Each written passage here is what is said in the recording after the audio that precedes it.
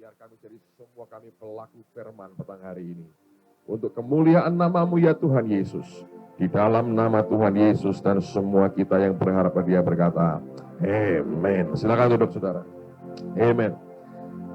Saya ingin sampaikan beberapa hal sebelum saya akan minta diputarkan kasetnya. Tapi begini saudara, saya ingin sampaikan begini. Ini belajar, saya hanya bisa memberi apa yang saya alami dengan Tuhan dan tidak ada orang yang bisa memberi apa yang kita tidak dapatkan dari Tuhan. Saya belajar bahwa dalam segala hal, kalau kita berjalan bersama dengan Tuhan, itu ada hal-hal yang Dia bawa kita untuk kita melakukan sesuatu. Nah, apapun bentuknya, sekalipun itu sesuatu yang kelihatannya merupakan sesuatu yang hanya fisik belaka. Tetapi kalau kita menyadari, di balik semua itu yang dibangun Tuhan, itu bukan fisiknya, tapi manusia batiniah kita. Amen, saudara. Anda boleh mengalami apapun, misalnya begini.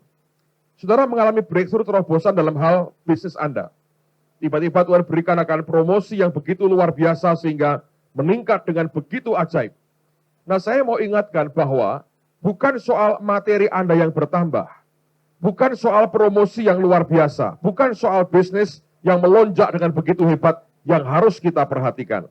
Itu memang bagian daripada berkat Tuhan buat kita. Tapi kita mesti belajar seperti Alkitab berkata, perhatikanlah pekerjaan Allah. Artinya begini, kalau Tuhan melakukan sesuatu buat kehidupan kita, Anda harus menyadari, yang pertama-tama Dia mau bangun, itu bukan jasmaninya, tetapi rohaninya. Dia membangun akan manusia sejati kita, yaitu roh kita. Amen, saudara. Demikian halnya kalau Anda mengalami akan ujian dari Tuhan, misalnya. Ada banyak hal yang kita hadapi, membuat kita jungkir balik misalnya. Ingat bahwa bukan maksud Tuhan menjungkir balikkan kita. Tapi Tuhan mau membangun manusia batiniah kita. Kita dibangun lewat berkat, kita dibangun lewat ujian, dibangun lewat peperangan, dibangun lewat tantangan.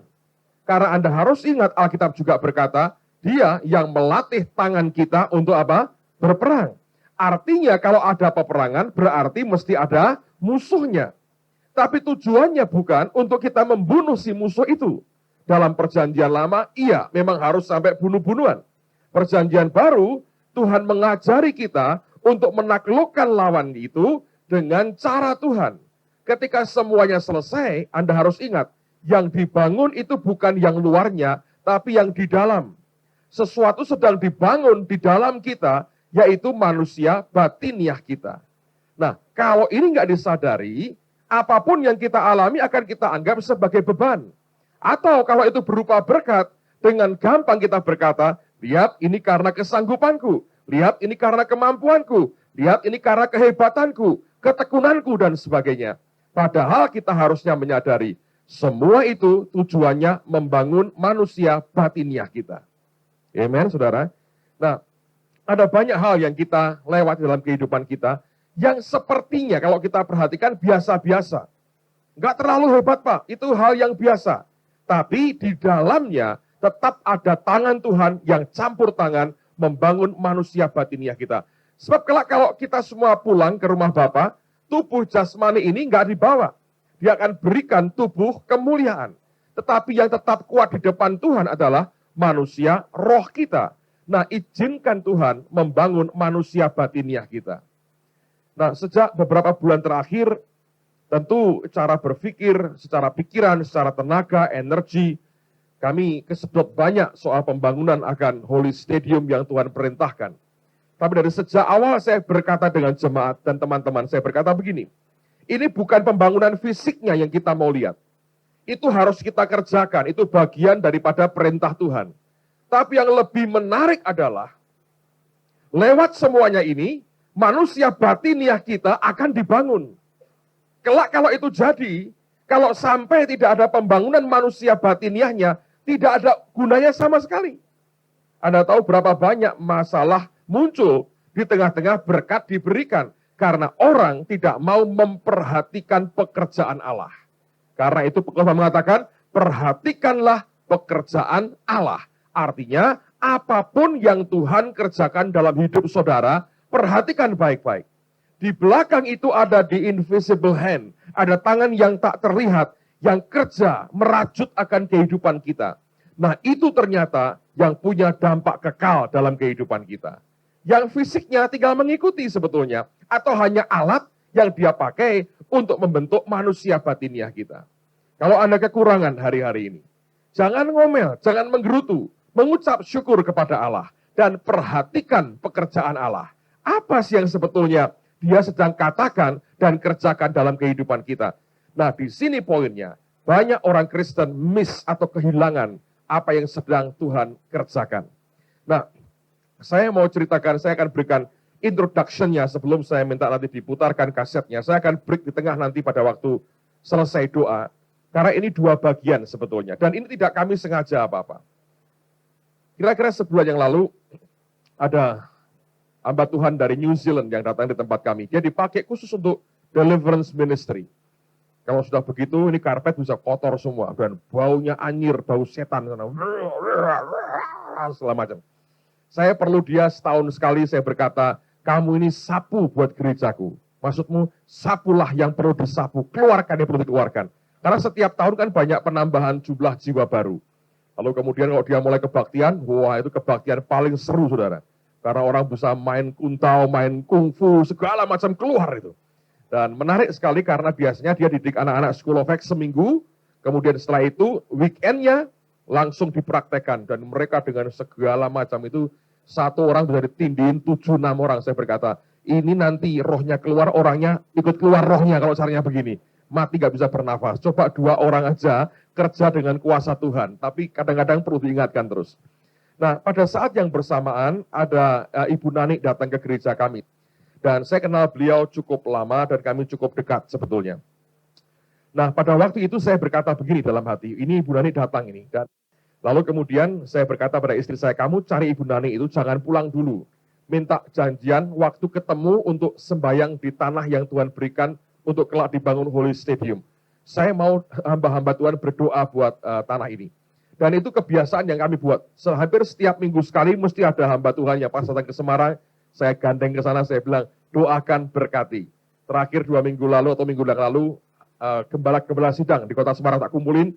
Saya berkata, Bapak-bapak, saya perlu blessing kalian. Jadi mereka datang kumpul jam 6 pagi. Saudara, luar biasa. Maklum pendeta kan bangun pagi semua, kebanyakan. Dia bilang, jam 6 pagi Pak, lebih enak. Oke, jam 6 pagi mereka kumpul. Dan setiap mereka mengucapkan blessing, mengucapkan berkat. Indah sekali. Nah, pada waktu itu saya dengan Pak Sugi, dengan istri saya, dengan satu staf lagi, kami bawa tape recorder, saudara. Jadi waktu doa saya bilang, kamu rekam aja lah. Apa yang terjadi saya nggak tahu. Kalau ada pesan Tuhan kita bisa nangkap.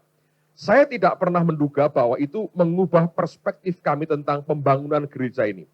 Tadinya saya berpikir ini karena kebutuhan natural saja, tempat nggak muat lagi, ya mari kita bangun dan Tuhan perintahkan begitu. Tapi ternyata lewat nubuatan ini, saya makin belajar, ini bukan sesuatu yang sekedar manusiawi belaka karena kebutuhan tempat. Di balik semua yang kelihatannya simple ini, ada hal yang tidak simple, di mana Tuhan sedang melibatkan kita semua dalam sesuatu yang luar biasa menjelang dia datang kali yang kedua. Nah, waktu kami berdoa, tidak ada karpet, tidak ada lantai, tanah, semua tanah, saudara. Jadi kami sembahyang berdiri, melingkar begitu di pinggir karena belum diuruk pada waktu tanahnya. Jadi kami berdoa. Tiba-tiba di tengah-tengah doa dia, Ibu Nani itu nangis dan berlutut. Sehingga celana panjangnya bisa kotor semua di kena tanah. Kami ya ikut kaget, saya nggak ngerasain apa-apa, tapi dia teriak, dia keras nangis dan berlutut. Lalu kemudian dalam doa itu rupanya dia dapat visi, penglihatan, saudara. Luar biasa. Sehingga dia berkata, itu yang membuat saya tidak tahan, Pak. Jadi pada waktu terakhir, saat doa terakhir itu, dia ngomong begini, saudara. Dia doa, nggak apa-apa Tuhan, nggak apa-apa. Saya berpikir, pasti ada apa-apa. Loh iya toh, orang doa kok nggak apa-apa, nggak apa-apa. Lalu saya berpikir sederhana, gini saudara. Kalau ini sesuatu yang menyangkut harga yang mesti dibayar, ya toh, mestinya Tuhan ngomong sama saya dong negosiasinya. Jangan ke dia dulu. Karena kan dia habis ini pulang Cirebon, saya tinggal di Semarang. Jadi dia bilang nggak apa-apa. Saya bilang ada apa-apa ini. Lalu saya berkata, nanti kalau selesai doa saya tanya, ada apa sebetulnya? Saya ingin tahu di belakang ini ada apa, sehingga dia berkata, tidak apa-apa. Nanti pada bagian kedua saya akan putarkan juga, dia menjelaskan apa yang tidak apa-apa itu, saudara. Ini menarik sekali. Saya ingatkan saudara ya, apapun yang secara fisik itu hanya alat untuk membangun akan manusia batiniah kita. Amen. Gereja itu bukan gedungnya, tapi orangnya. Amen. Tuhan tidak terlalu tertarik membangun fisik sebetulnya. Semua itu hanya alat. Kalau ada tujuannya dia akan kerjakan. Tapi itu hanya alat yang mau dibangun manusia batiniah kita. Nah ini yang saya dapatkan pada saat-saat yang bersamaan di Sakaria 6:15. Alkitab berkata begini. Orang-orang dari jauh akan datang untuk turut membangun bait Tuhan. Maka kamu akan mengetahui bahwa Tuhan semesta alam yang mengutus aku kepadamu. Dan hal ini akan terjadi. Nah ini saudara, syaratnya ini. Apabila kamu dengan baik-baik mendengarkan suara Tuhan Allahmu. Ini sebetulnya pelajaran rohani kok saudara. Buat saya ini merupakan suatu kursus rohani yang berharga sekali. Saya ketika terima nubuatan itu, saya berkata, Tuhan yang penting buat saya mendengarkan apa yang Engkau katakan. Ini berlaku dalam kehidupan sehari-hari kita. Tuhan bisa menggerakkan hati siapapun, bagian kita cuma satu, yaitu apa? Mendengarkan apa yang Tuhan katakan. Dan mendengarkan yang Dia katakan itu yang sebetulnya paling berharga dalam kehidupan kita. Saya menyadari bahwa kami akan melewati beberapa tahun mendatang dengan seharusnya terus setiap saat mendengar apa yang Dia coba katakan. Dan seterusnya akan terus begitu. Nah, hal yang sama berlaku dalam kehidupan kita. Kalau kita mendengar yang Tuhan katakan, nanti Dia akan gerakkan orang-orang lain untuk ambil bagian. Walaupun kita sadar, secara manusia, kemampuan nggak ada. Dan yang kedua yang luar biasa, coba buka dalam Mazmur 81, ayat 14 dan 15. Mazmur 81 ayat yang ke-14 dan 15. Alkitab mengatakan begini, ini bagus sekali. Makanya sebagai orang percaya, perhatikan pekerjaan Allah, dengarkan apa yang Tuhan perintahkan buat kita. Nanti ternyata itu, nanti ya kalau terus ini ya, ada kaitan dengan kedatangan Tuhan kedua kali. Alkitab berkata, ayat 14-15, sekiranya umatku mendengarkan aku, sekiranya Israel hidup menurut jalan yang kutunjukkan. 15, apa saudara? Seketika, garis bawahi kata seketika. Karena banyak orang berkata, Pak saya mesti nunggu berapa lama? Saya berkata tergantung. Apakah engkau mau mendengar tidak apa yang Tuhan katakan dalam kehidupan kita? Amen. Nah banyak orang masih bergumul, kapan saya bisa ngerti kehendaknya? Kalau suara manusiamu, engkau matikan. Kita ini seringkali begini saudara. Bukannya Tuhan tidak bicara. Tapi suara lain lebih keras dari suara Dia. Misalnya ini. Anda bawa tip kecil, Walkman. Ya. Lalu Anda nyalain lagu rohani atau pujian atau apapun. Tiba-tiba Anda ke mana begitu ya, ke Glodok atau kemana. Di depan toko elektronik ada orang setel lagu dangdut. Bum, bum, bum, bum. Begitu keras sekali. Anda berkata, kok nggak denger ya? Ini kok tape-nya rusak?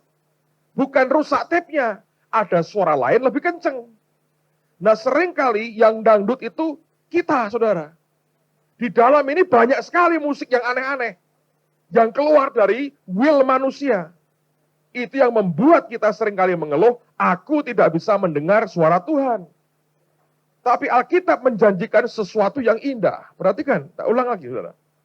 Sekiranya umatku mendengarkan aku. Kata sekiranya artinya mereka tidak. Tapi sekiranya didengar perkataannya. Sekiranya Israel hidup menurut jalan yang kutunjukkan. Bukan hanya mau kenal perbuatannya, tapi kenal jalan-jalannya. Seketika itu juga musuh mereka aku tundukkan. Dan terhadap para lawan mereka aku balikkan tanganku. Istilah itu juga berarti sesuatu yang seketika. Dia tinggal membalikkan telapak tangan dan selesai urusan kita. Yang membuat panjang dan lama adalah ternyata kemauan daging kita dan manusia kita. Seringkali dengan gampang kita menyalahkan orang lain. Oh, si A begini, si B begini. Tapi sebetulnya yang paling dominan mencegah kita untuk mendekat ke Tuhan adalah daging kita sendiri. Nah, saya sampaikan demi kasih Tuhan, ini kami sedang mengalami proses ya dengan Tuhan, saudara. Saya ketemu dengan dua arsitek sebetulnya. Dari dua kota yang berbeda. Satunya orang Bandung, satunya orang Surabaya. Yang orang Surabaya ini kemarin habis terima penghargaan dari Presiden. Luar biasa. Orang Kristen, saudara. Tadi pagi kami datang, ya, kami ketemu, makan pagi sama-sama. Lalu setelah cerita banyak, panjang lebar soal teknis, yang ngomong banyak, saya berkata begini, Pak, saya mau cerita ini. Bapak kan belum dengar ceritanya. Dari awalnya itu sebetulnya kenapa kita bangun gereja ini. Saya buka hati, saya cerita. Saudara. Diam. Dia hanya geleng-geleng. Itu Tuhan, Pak. Itu Tuhan. Itu yang luar biasa ya. Lewat ini saja. Saya merasa tarikan Tuhan kuat. Ini dua orang ini bisa dibawa mendekat ke Tuhan. Dari bicara secara profesional. Gambarannya aku akan gambar sesuatu dengan ilmuku. Nggak tahu yang mereka jumpa dengan Tuhan sendiri. Luar biasa. Saya yakin ini akan membawa dampak besar. Saudara. Dan Tuhan berkata, ingat bukan fisik pembangunannya. Tapi bangun manusia roh dari setiap orang yang terlibat. Itu yang luar biasa. Kalau fisik saudara, kita diketawain orang kok. Orang dunia mungkin hari ini sudah punya uang. Dia bangun yang kita mau berapa puluh miliar, dia kasih satuannya, boom, selesai. Tapi yang mereka tidak punya, lewat itu manusia batiniah kita dibangun Tuhan. Diajar berharap ke dia, diajar bergantung ke dia. Dan saya diberi kehormatan untuk melihat keanehan-keanehan Tuhan lewat semuanya ini. Ada seorang ibu dari Surabaya, sampai telepon ke rumah ngomong dengan istri saya. Dia berkata begini, saya ini bertahun-tahun, hidup saya ini ketat sekali. Saya ngerti saudara, dia sering cerita, memang ketat. Tidak ada kelonggaran sama sekali. Satu hari entah dari siapa, dia dengar bahwa kita mau bangun gereja. Dia cuma doa begini saudara. Jangan ditiru kalau bukan gerakan Tuhan. Karena saya tidak mau Anda pikir saya ngajarin Anda berbuat yang sama untuk interest tertentu. Please, saya harap Anda mengerti hati saya. Saya ceritakan, tapi dengan warning ya, jangan ditiru. Karena mungkin bukan itu cara Tuhan. Kalau proses belum selesai, tidak ada gunanya. Tapi dia bersaksi, buat saya ini keanehan. Dia berkata begini, Tuhan, berikan kelonggaran kepadaku. Karena aku ingin nabur itu pembangunan gereja di Semarang. Cuma doa singkat begitu. Dalam waktu singkat diberi kelonggaran, dia bilang, sekarang nafasku sudah panjang katanya. Aku diberi kelonggaran. Dan dia kirim berkatnya.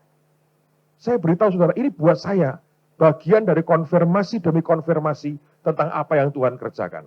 Tapi di sisi lain saya melihat ada kebenaran lain yang juga Tuhan ungkapkan lewat ini. Nah, saya belajar begitu banyak kekayaan rohani. Saya pikir kalau materinya tidak terlalu menarik lah saudara. Tapi di dalam itu loh, prosesnya itu dan kekayaan rohaninya itu yang luar biasa. Dulu waktu gedung gereja kami yang lama mau disita bank, ya tegang juga sebetulnya. Ketika semuanya lewat, gedungnya tetap begitu saudara. Tapi kekayaan rohaninya sampai sekarang saya nikmati. Kalau gedungnya ya begitu aja. Tidak tambah jadi emas semua enggak. Atau muncul berliannya di mana-mana enggak, ya biasa. Tapi yang luar biasa, kekayaan rohaninya. Yang kami lewati sekian tahun dengan Tuhan, ternyata itu yang luar biasa. Nah ini hal yang sama terjadi. Nah Tuhan tunjukkan kepada saya satu perkara, karena dia berkata sesuatu yang spesifik, yang saya mau bagikan buat Anda. Coba buka di 2 Tawarikh pasal yang ke-7. 2 Tawarikh pasal yang ke-7. Perhatikan dulu pada ayat yang ke-13 sampai dengan ayat yang ke-16. Ini ayat yang sering dikutip oleh banyak hamba Tuhan, terutama kalau kita ada seminar doa, biasanya dibacakan, dan dibagikan. Nah, saya mau bacakan buat Anda. 2 Tawarikh 7 ayat yang ke-13 mulai, Alkitab berkata begini. Bila mana aku menutup langit sehingga tidak ada hujan, dan bila mana aku menyuruh belalang memakan habis hasil bumi, dan bila mana aku melepaskan penyakit sampar di antara umatku, dan umatku yang atasnya namaku disebut merendahkan diri, berdoa dan mencari wajahku, lalu berbalik dari jalan-jalannya yang jahat, maka aku akan mendengar dari surga dan mengampuni dosa mereka, serta memulihkan negeri mereka. Ini kan ayat yang sering dibacakan. Kalau kita bertobat, berbalik, negeri kita akan dipulihkan. Ayat berikutnya. Ini yang banyak orang gemari dan digarisbawahi biasanya. Kalau Anda belum, pasti ada garis bawahi. Kita berkata, sekarang mataku terbuka dan telingaku menaruh perhatian kepada doa dari tempat ini. Sekarang telah kupilih dan kukuduskan rumah ini supaya namaku tinggal di situ untuk selama-lamanya.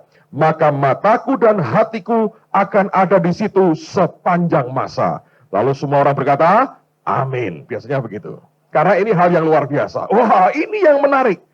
Dengerin baik-baik. Satu hari Tuhan berkata kepada saya, ayat ini tidak bisa engkau ambil dari ayat 13 sampai 16, engkau potong, dan engkau ambil itu. Walaupun banyak orang suka memotong ayat, dia ambil porsi yang dia suka. Ternyata ayat ini tidak bisa berdiri sendiri. Dan Tuhan berkata, baca mulai ayat-ayat sebelumnya.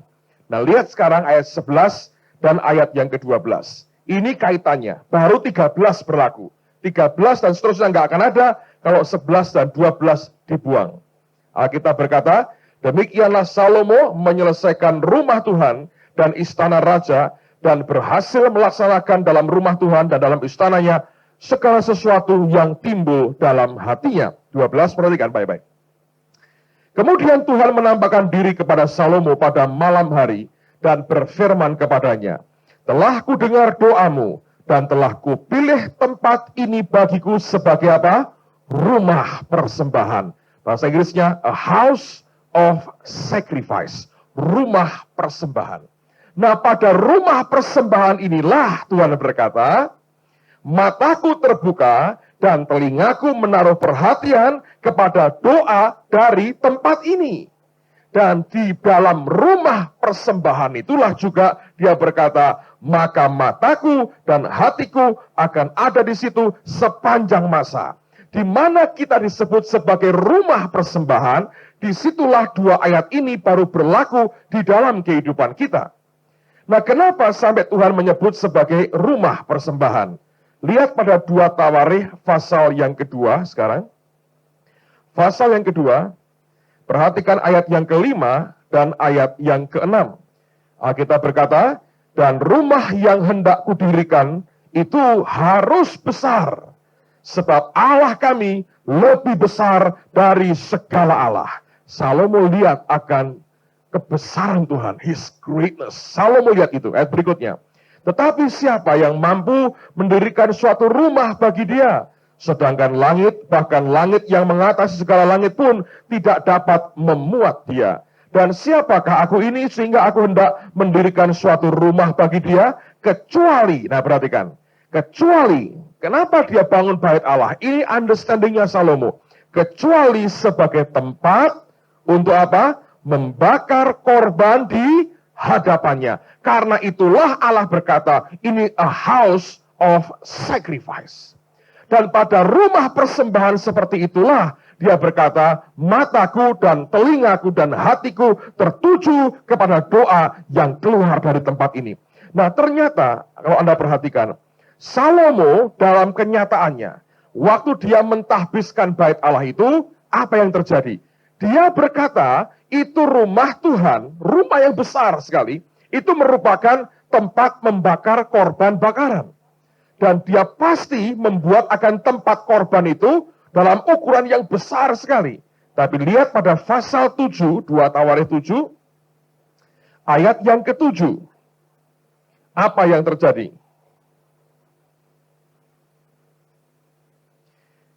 2 Tawarikh 7 ayat 7, lalu Salomo menguduskan pertengahan pelataran yang di depan rumah Tuhan, Sebab disitulah diolahnya segala korban bakaran dan lemak korban keselamatan. Sebab, perhatikan, ini aneh sekali. Mezbah tembaga yang dibuat Salomo tidak dapat memuat korban bakaran dan korban sajian dan segala lemak korban. Jadi ketika itu ditaruh, saudara, baru pembukaan sudah nggak muat. Itu orang korban dalam jumlah begitu besar. Sampai Allah berkata, ini a house of sacrifice buat aku.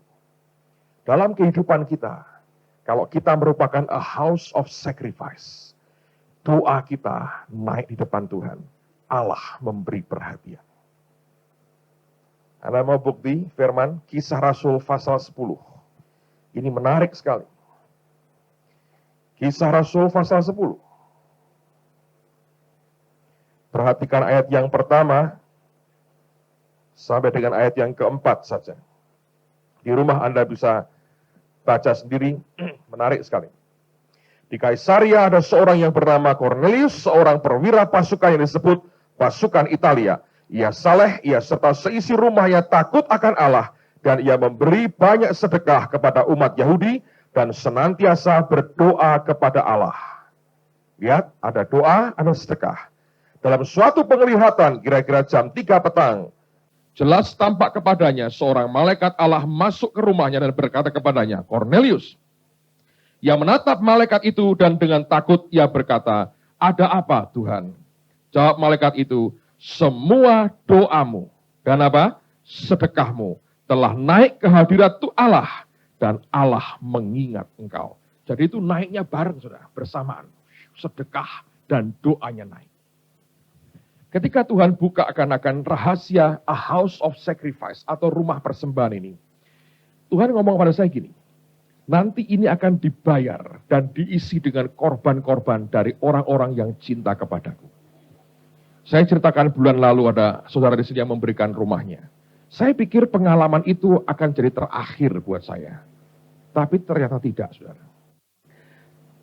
Pada saat saya khotbah, saya telepon istri saya. Bukan mau cerita soal itu karena itu baru dapatnya malamnya. Jadi pasti bukan, saya hanya telepon mau say hello dan mau cek apa yang terjadi di gereja di Semarang. Istri saya berkata begini, ini ada satu orang lagi, seorang bapak. Bukan jemaat kita, dia majelis gereja lain. Memberikan persembahan rumahnya untuk gedung gereja. Saya bilang, siapa? Dia sebut namanya. Saya bilang, saya nggak kenali dia. Istri saya berkata, kalau kamu ketemu, pasti kamu akan kenali dia. Karena katanya, dia pernah salaman dengan kamu. Makanya saya beritahu, jangan salaman dengan saya hari-hari ini. Please, don't do that. Salaman dengan Yesus lah aman. Lalu kemudian saya bilang, oke, gini aja. Tolong atur, saya mau ketemu dengan dia.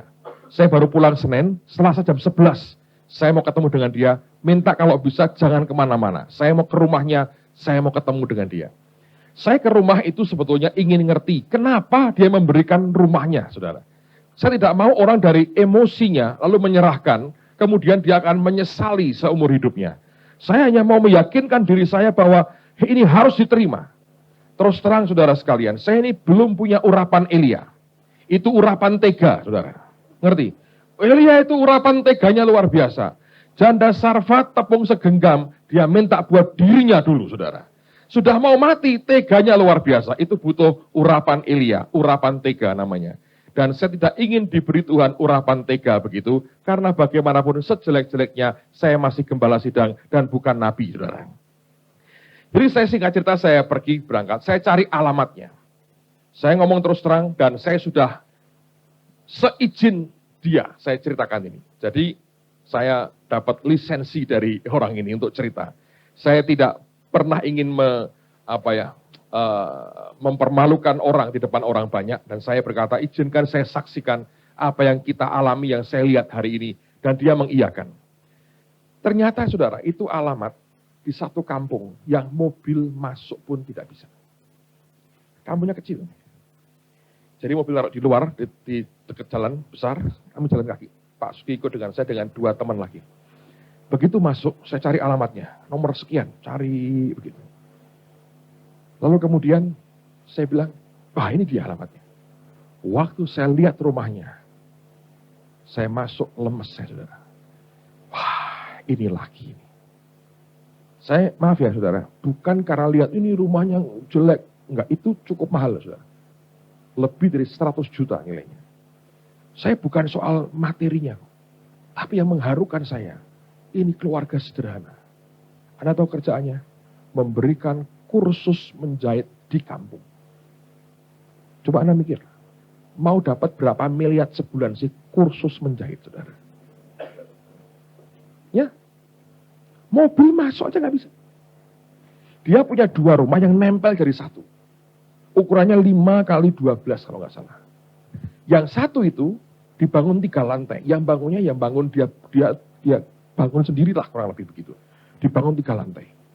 Dan dia bilang, Pak, yang terbaik yang sebelah yang saya persembahkan.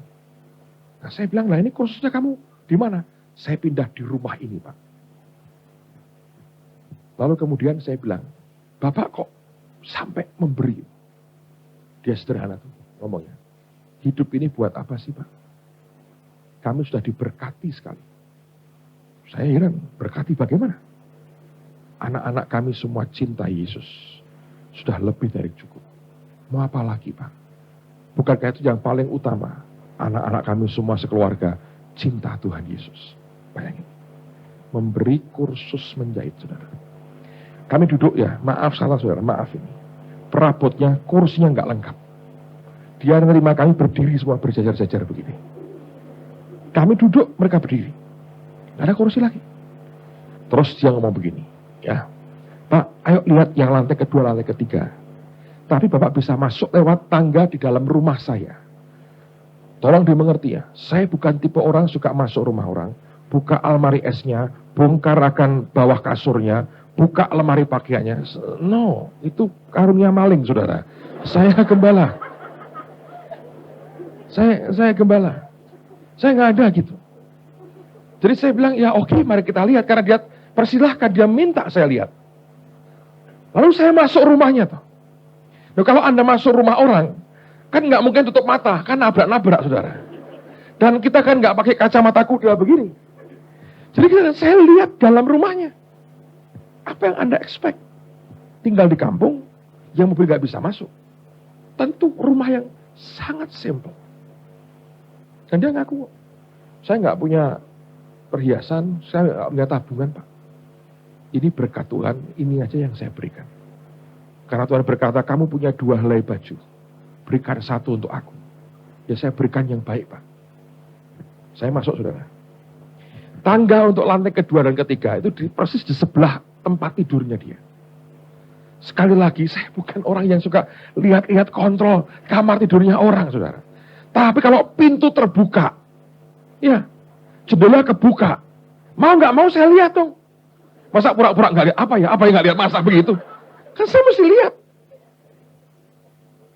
Waktu saya lihat itu, saya berkata, aduh, sampai keluar dari mulut. Anda tahu apa yang saya lihat? Itu kamar dari papan biasa. Tidak ada AC-nya. Saya kadang-kadang kalau sudah ingat itu, saya kalau tidur merasa berdosa saya ini. Kasurnya itu bukan Dunlopillow, bukan King Coil, saudara. Saya walaupun nggak beli sendiri, tapi saya tidur di atas King Coil karena orang memberkati saya. Anda tahu perasaan berdosa saya sejak saat itu. Staf saya beritahu saya ini. Pak, dia sebetulnya waktu memberikan sertifikat itu, dia nulis surat, saudara. Saya bawa ini suratnya. Ini tanda tangan dia, istrinya, 4 anaknya tanda tangan, yang 2. Yang 2 lagi nggak bisa ya, itu umur 12 atau umur 8 tahun. Masih kecil. Tapi anak-anak yang gede-gede, sudah kuliah, sudah selesai, tanda tangan. Mereka bilang, kami tidak dipaksa Papa. Kami dengan sukarela memberikan. Kami tahu konsekuensinya. Tapi kami diberkati, ini kehormatan. Nah, bacain suratnya, saudara ya. Simple, menarik. Dari orang yang sangat simple. Dia bilang, kami beserta 4 anak kami dengan penuh ucapan syukur dan sukacita untuk mempersembahkan rumah di jalan ini di Semarang untuk pembangunan Holy Stadium di Semarang. Suatu kemurahan dan kesempatan yang Tuhan berikan pada kami sekeluarga kalau kami diizinkannya sedikit terlibat. Sedikit, ya tahu saudara, sedikit terlibat. Tapi means everything kadang-kadang buat dia. Terus dia naikkan sebuah doa di sini, saudara. Dia bilang, siapakah kami ini Tuhan? Jika engkau menghampiri dan memakainya. Sebab seluruh hidup kami adalah milik-Mu, dan tidak ada yang kami miliki yang bukan daripadamu. Segala puji, hormat, kemuliaan hanya untuk-Mu, Tuhan Yesus Kristus, selama-lamanya. Amin. Terus dia bilang salam dan doa kami, tanda tangan namanya, istrinya, anak pertama umur 21, anak kedua umur 18, dan tanda tangan. Yang ketiga dan keempat tidak, tapi dia teruskan namanya, dan diberitahu usianya 12 dan 8 tahun. Saya pulang diam, saudara. Gak bisa ngomong banyak. Dia cerita bagaimana Tuhan bicara, dan bagaimana Tuhan harus dipersembahkan kepada kami. Buat saya berkata, ini a house of sacrifice. Rumah korban. Lalu Tuhan ngomong pada saya begini. Kamu buat sebagai simbolis, dan kami buat di Semarang. Saya buat seperti tempat untuk korban bakaran. Ya, buat mesbah bakaran. Terus dia berkata, buat simbolis. Lalu tanah yang kami beli itu, kami taruh di bagian paling dasar dari kotak itu. Anda jangan tiru-tiru, please. Ini hanya simbolis yang kami buat. Lalu saya berkata gini, semua permohonan doa mereka, taruh di atasnya. Simbolis mereka taruh. Doa dari tempat ini, aku dengar dan aku perhatikan. Karena ini a house of sacrifice. Buat saya, saudara, ini bukan pengalaman yang gampang. Saya lebih suka melihat tentu secara daging orang-orang yang berlebih. Memberi dari kelebihan mereka. Tapi saya pikir, saya sedang dibawa Tuhan, seperti Yesus duduk di sebelah kotak persembahan di bait Allah. Kalau saya renungkan lagi, saya pikir tidak etis ya. Seorang rabi duduk dan melihat orang-orang yang memberi. Mestinya secara etika dia jauhi kotak persembahan itu. Tapi I think saya dibawa dalam pengalaman untuk melihat orang-orang yang seperti janda yang memberikan 2 peser dari seluruh nafkahnya. Dan dibawa ke situ. Saya beritahu dengan teman-teman, tanah ini ada harganya. Tapi value-nya jauh lebih tinggi dari harganya. Sebab dibayar dengan sacrifice orang-orang yang cinta dia. Tanpa ada maksud apapun. Orang ini majelis gereja lain, saudara. Aneh. Itu yang sedang Tuhan kerjakan. Satu lagi. Minggu malam yang lalu, ada suami istri datang ke tempat saya. Maksudnya minggu yang lalu, bukan minggu ini. Istrinya dan suaminya berkata, Pak, kami ingin mempersembahkan sepeda motor kami. Kami punya sepeda motor merek Shogun. Dia bilang, kami ingin persembahkan, Pak. Lalu ketika mereka ketemu saya bilang, kenapa kamu berikan sepeda motor? Saya nggak mau, sungguh-sungguh saya nggak mau berkata, amin, bawa mari selesai. Saya nggak mau. Saya mau tahu kenapa mereka memberi. Dari semula Tuhan ngomong ke saya begini. Dari pihakmu kamu tidak usah galang dana, tidak usah buat janji iman. Dari pihakmu. Kalau ada hamba Tuhan lain mau buat begitu untuk kalian terserah. Ya, tapi buat kamu tidak. Saya berkata, Tuhan aku mau itu. Biar orang yang hatinya dijamah Tuhan yang memberi. Karena saya mau lihat penggenapan firman ini seperti yang dia mau. Ini suami istri waktu minggu pagi kebaktian. Istrinya nangis terus, saudara. Suaminya heran. Waktu pulang ditanya, kenapa kamu nangis terus tadi? Ditanya, makin kencang nangisnya. Rupanya begini. Mereka ini butuh uang. Lalu mereka punya sepeda motor. Mau mereka jual untuk kebutuhan mereka. Waktu pujian dimulai di gereja, Tuhan ngomong sama istrinya. Aku minta sepeda motormu persembahkan buat aku. Padahal ditawar orang, cuma selisih 100.000 rupiah. Dia bilang, Tuhan, engkau kan tahu aku dalam kebutuhan. Ini akan aku jual. Kenapa engkau minta? Dan Tuhan berkata, katanya ingin tahu kehendakku. Perkataan itu nemplak dia. Nangis, saudara. Sepanjang ibadah dia nangis. Nah, waktu itu dia berkata, Tuhan, baiklah kalau engkau minta. Tolong bicara dengan suamiku. Dia kan yang kerja. Biar engkau juga bicara dengan dia. Kalau dia bicara, kalau bicara, Dan dia mau melakukan, aku rela Tuhan tak persembahin. Kebutuhanku biar engkau yang urus belakangan. Tapi aku mau engkau berbicara pada suamiku. Sampai di rumah istrinya berkata, Papi, aku tidak mau bicara apa yang tadi Tuhan omong. Aku mau masak aja. Kamu tolong doa sendiri, tanya Tuhan. Yang Tuhan omong apa, kerjakan. Suaminya baik. Dia bilang, bagus, kamu masak, aku berdoa. Dia masuk kamar, sembahyang. Saya nggak tahu berapa lama dia berdoa. Dia keluar, terus dia ambil kertas 2. Ini kan kertas notes dari Bank Danamon, tapi ini bukan promosi Bank Danamon. Memang ini yang saya bawa kertasnya, Bank Danamon. Lalu kemudian dia berikan 1 kepada istrinya, 1 dia pegang sendiri. Lalu suaminya ini mikirnya agak berbeda. Dia berkata gini, kamu ya Mam, tulis yang Tuhan ngomong ke kamu apa? Aku tulis yang Tuhan ngomong. Kalau kita ngomong begini, diskusi saling mempengaruhi. Gak bagus. Ini soal penting buat kita. Kamu tulis yang Tuhan ngomong, aku tulis yang Tuhan ngomong. Kalau sama, dari Tuhan. Kalau tidak sama, emosi. Setuju katanya. Jadi istrinya ambil kertas 1, suaminya ambil kertas 1. Kan butuh sekian detik aja sih saudara ya. Sekian detik ditulis. Selesai, ketemu mereka. Ayo dibuka katanya. Dibuka. Mereka tutup begini. Mereka tutup ini kan. Tutup ini. Ayo kita buka sama-sama. Dibuka. Suaminya nulis, ini yang saya bawa, ini saya minta, saya bilang, saya minta itu dong Bank Danamonmu itu saya minta. Itu yang punya value. Price-nya ada di sepeda motornya. Tapi value spiritualnya ada di kertas ini. 2 orang sehati mendengar Tuhan bicara. Itu yang membahagiakan saya. Sepeda motornya, terima kasih Tuhan, tapi value-nya ini.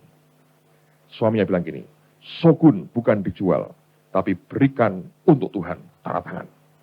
Suami yang nulis. Istrinya nulis begini. Lebih rinci, Minggu 4 Agustus 2002. Tuhan menghendaki supaya motor shogun dipersembahkan pada dia. Amin, katanya.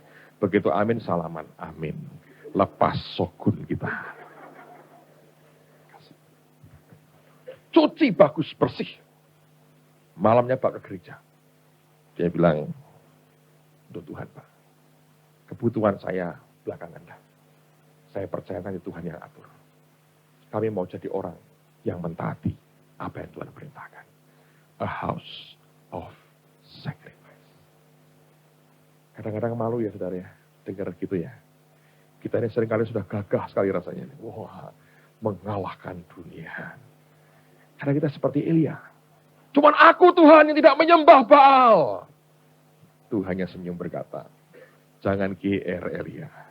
Aku masih punya 7.000 orang yang tidak mencium Baal. Amen. Jujur ya kadang-kadang pengalaman begini. Nampar banyak saudara. Saya bilang Tuhan ajari kami. Hidup seperti yang kau inginkan. Saya lihat proyek ini cuma alat. Untuk didik begitu banyak orang mengasihi Tuhan.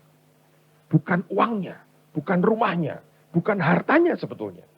Tapi lihat Anda bisa bayangin, itu lompatan rohani yang banyak orang alami lewat peristiwa ini. Itu yang berharga. Sampai saya berani berkata, rumah Tuhan sudah mulai dibangun. Spiritually, dalam hati begitu banyak orang. Dan Tuhan mau kita mengerti itu. Amen, saudara. Nah, ini yang aneh.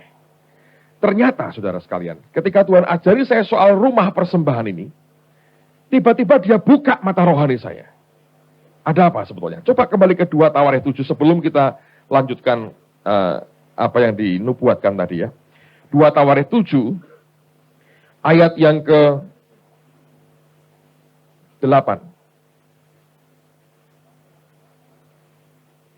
2 Tawarikh 7, ayat 8.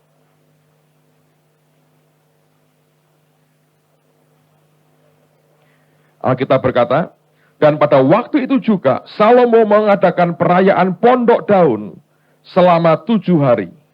Nah kalau Anda baca judulnya, ya itu korban pentahbisan dan perayaan. Jadi pentahbisan dan perayaannya itu disambung terus oleh Salomo sampai mereka ikut dalam perayaan pondok daun atau pesta tabernakel. Teruskan. Bersama-sama dengan seluruh Israel, suatu jemaah yang amat besar, dari jalan masuk ke Hamat sampai ke sungai Mesir. Nah, apa yang menarik di sini, saudara? Apa yang menarik? Pesta Polok Daun ini sebetulnya merupakan pesta syukur atas hasil panen mereka. Jadi rumah itu sebetulnya ditahbiskan berkaitan bersamaan dengan ucapan syukur oleh karena panen. Nah, tadi kalau Anda dengar ya, ini kan bagian terakhir kan Ibu Tani berkata, nggak apa-apa Tuhan, nggak apa-apa. Asal sesuai dengan kehendak-Mu, asal menyenangkan hatimu. Saya mau Anda dengerin penjelasannya. Karena saya dari bagian ini saya tanya, tadi Ibu ngomong nggak apa-apa itu ada apa sebetulnya? Coba diputar lagi, terusin Mas. Ada satu saluran, tapi belum nyampe ke aliran tahta Bapak itu tadi. Nah, terus Tuhan ngomong ini salurannya besar, harus dicabang-cabangkan jadi saluran yang kecil-kecil gitu. Tapi belum nyambung ke tahta Bapak. Untuk menyambung itu harus ada instrukturnya, kan bilang gitu. Nah, Pak Agung yang nyambungkan itu ke tahta Bapak, ke aliran yang dari tahta Bapak.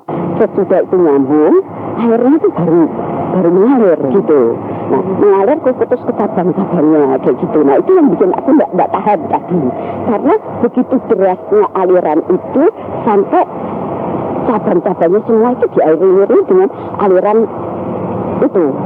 dari tahta Bapak itu gitu loh. Nah, aku merasakan bahwa ini memang luar biasa sekali. Luar biasa sekali Tuhan tuh punya rencana untuk kota ini. Kayak gedung ini kayak salurannya, sambungannya dia. Iya, sambungan dari aliran tak dari tahta Bapak itu. Nanti ngalirnya ke tidak mudah.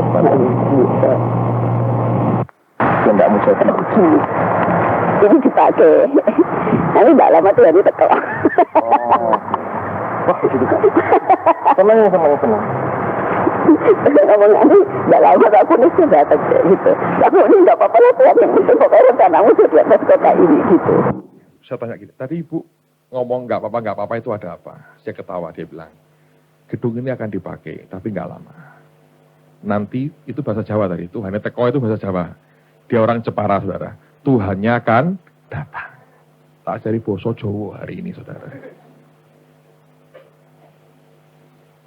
Nah, saya kan itu hari Senin ya.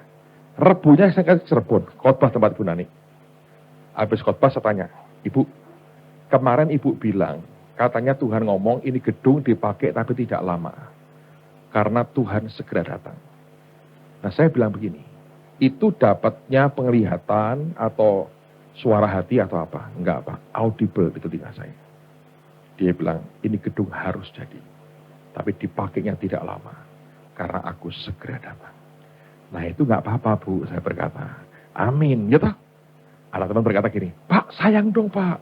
Mau dibangun nanti mahal-mahal kok cuma sebentar dipakai. Tinggal, silahkan kau tungguin. Loh ya toh? Betul nggak? Ditemani antikris. Silahkan, nggak apa-apa. Kalau saya tak wariskan ke kamu, nggak apa-apa. Saya mau dengan Tuhan. Oh ya enggak apa saya ikut. Nah sudah, jangan banyak komentar, saya bilang. Rupanya banyak orang sayang hartanya, saudara. Nah, kalau mau tinggallah dengan antikris. Kalau kita sih nggak mau ya, saudara. Ada yang mau tinggal? Tak wariskan, Anda sekarang notaris boleh. Nanti kalau ditinggal karena pengangkatan, saya mau warisi ini. Yesus bilang, amin, repot saudara. Rupanya begini, saudara. Ini saya ceritanya. Kenapa Tuhan suruh bangun barang gedenya begini? Ini menandakan kegerakan rohani itu luar biasa akan terjadi, saudara. Ini gelombang pertobatan jiwa-jiwa akan terjadi. Sampai puncaknya nanti, Yesus sudah datang. Ngerti, saudara? Jadi ini akan terjadi. Nah, hanya sebentarnya Tuhan itu berapa lama nggak jelas. Jadi ini aneh. Saya melayani Tuhan sekian lama, saya belum pernah ngalamin kayak begini. Jadi ada maksud Tuhan rupanya. Padahal awalnya simple. Sepertinya kebutuhan karena sudah nggak muat tempatnya. Dan dia berkata mulai melangkah. Tanpa disadari, di balik perkataan yang simpel itu, terkandung maksud Tuhan yang besar dan luar biasa. Sampai terakhir kan beliau nangis lagi dan bilang, nggak apa-apa Tuhan, nggak apa-apa. Asal sesuai dengan kehendak-Mu dan Engkau disenangkan. Ternyata dia berkata, sebab Tuhan berkata, Pak, ini gedung dipakai tidak lama. Dan Tuhan akan segera datang. Luar biasa. Yang paling enak hidup bersama Yesus, saudara. Amen. Sana itu luar biasa dengan Tuhan. Kumpul dengan Tuhan itu ajaib. Indah sekali. Kita hidup dalam zaman yang menarik sekali. Biar hidup kita ini setiap hari makin dibawa, makin dekat dengan Tuhan. Saya bilang, Tuhan beri kami anugerah. Bisa terlibat dalam kegerakan Tuhan terakhir pada akhir zaman. Amen, saudaraku. Saya nggak akan perpanjang firman Tuhan. Besok kita ada perjamuan kudus. Besok pada waktu kita minum anggur, Alkitab rupanya mengatakan, itu yang kita minum itu a cup of blessing ternyata. Sawan berkat ternyata. Dan besok kita akan minta, supaya apa yang Tuhan sediakan buat kita, kita boleh nikmati dalam kehidupan kita. Saudara dengerin baik-baik. Tuhan mau kita diberkati supaya jadi berkat. Dan dia dorong orang lain memberkati orang yang diberkati. Supaya mereka diberkati. Amen. Mari semua berdiri, arahkan hati kepada Tuhan. Naikkan pujian Immanuel, Immanuel. Allah serta dalam saya. Namanya disebut Immanuel. Arahkan hati ke Tuhan.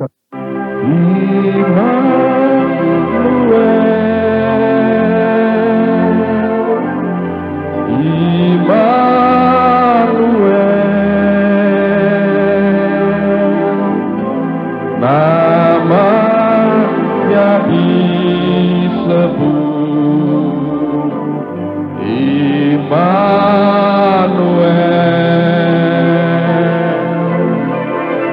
Allah serta dalam saya.